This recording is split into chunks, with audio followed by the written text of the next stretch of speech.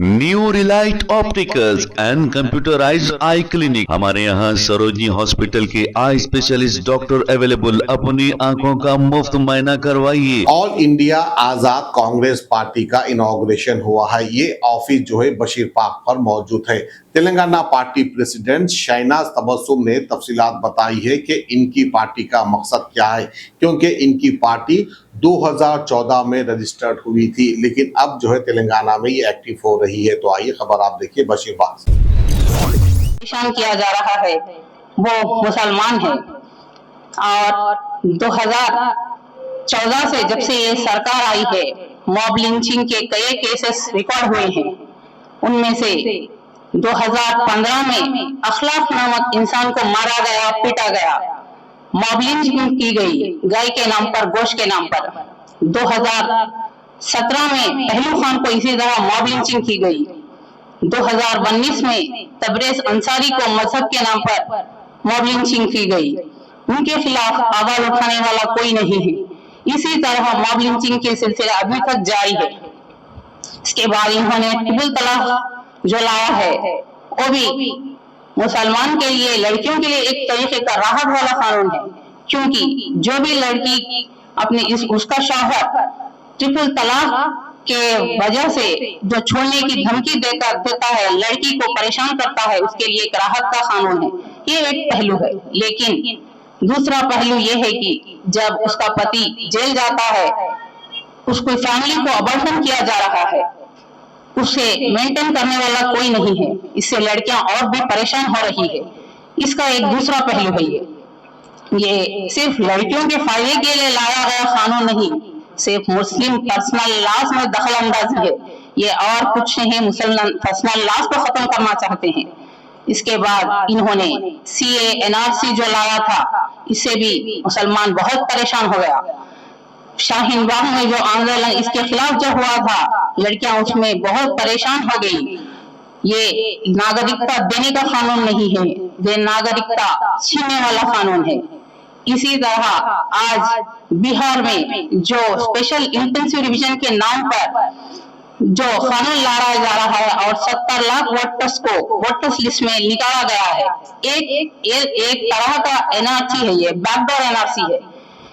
जब हम किसी एमपी और एमएलए को चुनते हैं, उसे वोट देकर चुना जाता है और उससे सवाल करने का हमें हक बनता है।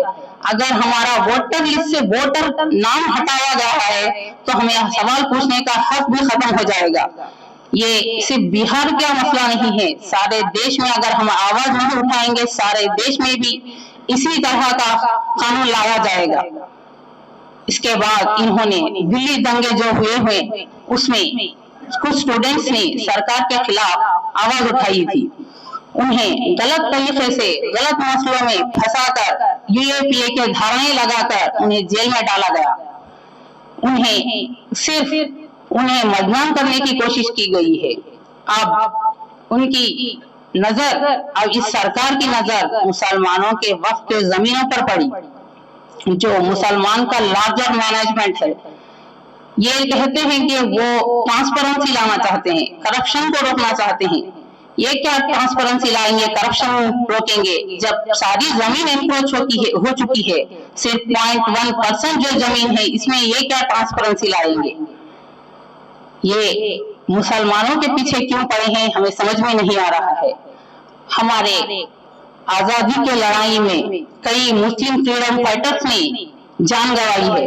उसमें मौलाना हजरत मोहानी जिसने इनकलाब जिंदाबाद का नारा दिया था, यूसुफ मेहर अली जिसने Simon go back India quit India movement का नारा दिया था, आबिद हसन जिसने जय हिंद का नारा दिया था, सरफरोशी की तमन्ना बिस्मिल्लाह जिनारी ने दिया था, सारे जहां से अच्छा अल्लामा इकबाल ने दिया था। सभी का खून शामिल है यहाँ की मिट्टी में, हिंदुस्तान किसी बात का थोड़ी है।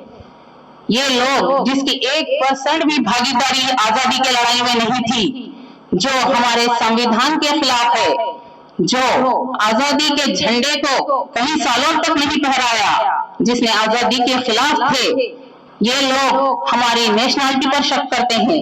ये लोग मुसलमानों को देशभक्त होने का दावा नहीं। मुफ्त मायना करवाइए। जी हाँ, sunglasses 99 onward, any number glasses from 250 onward, contact lenses any colour ₹99 onward. जो हजरात 60 साल की उम्र से ज्यादा है, हज और उम्रा जाना चाहते हैं, उनके लिए बिल्कुल free number glasses, free home delivery और free eye checkup. New relight optical, Talab Katta, main road, opposite to Baba Bahauddin Dargah. Mobile 9848392127।